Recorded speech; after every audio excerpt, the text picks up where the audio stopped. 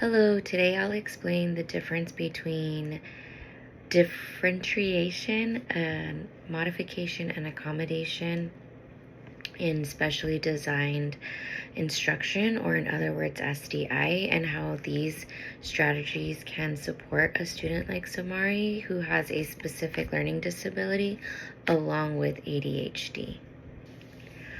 So first off, differentiation is where we want to keep the student in the general education class and keeping the same expectation, but we are leaning more towards different style of learning. So for someone like Samari, we would do a lot of sensory activities, like in this lesson for chapter 3 of the ecosystem.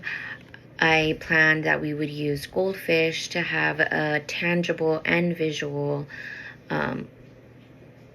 different style of learning.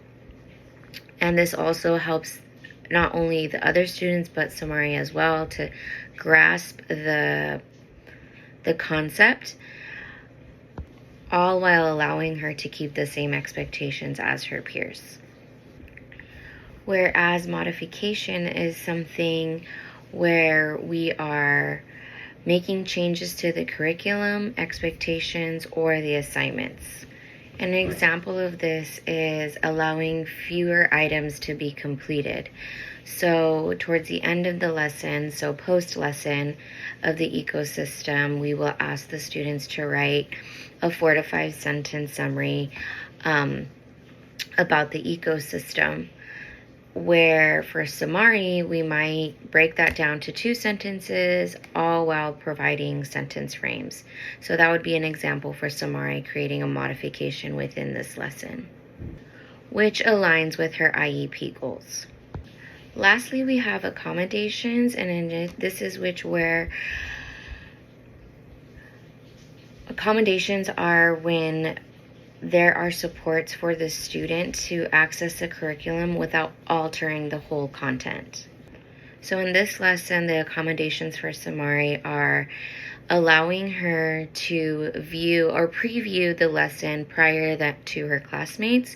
So showing her some key terms or key vocabulary words that are going to be in the lesson, showing her the differences or how to read a bar graph, a line graph, a chart, since those are heavily used within this chapter.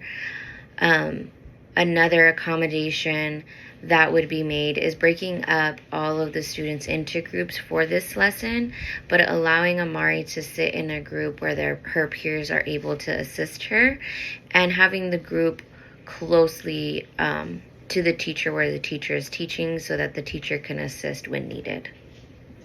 When creating this lesson, I really thought of Samari's strengths, such as her enthusiasm for classroom discussion. So placing her in a group where she might, excel with her peers, because not only are they there to have a little group discussion, but also to assist her when needed.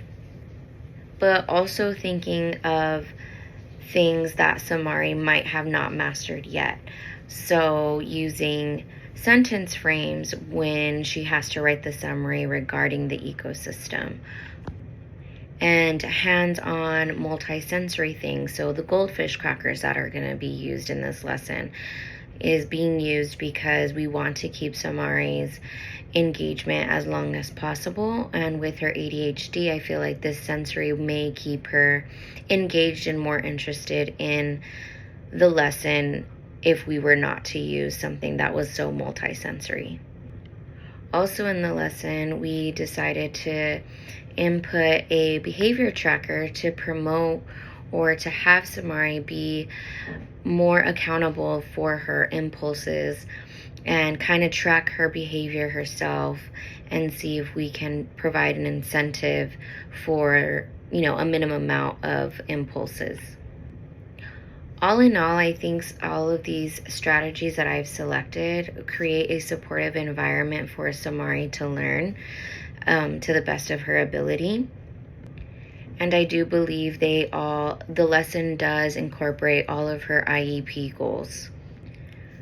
in the end, I think what really helps the lesson execute is when both the special education teacher and general education teacher are working hand in hand with, the pre-lesson, the lesson itself, and post-lesson, and having that communication and sharing what we observed, or what I observed, or what the general education observed, and what might work for this lesson, what might not work for the next lesson, and see how she really strived and what she really grasped from the whole lesson, and maybe use that in the next lesson.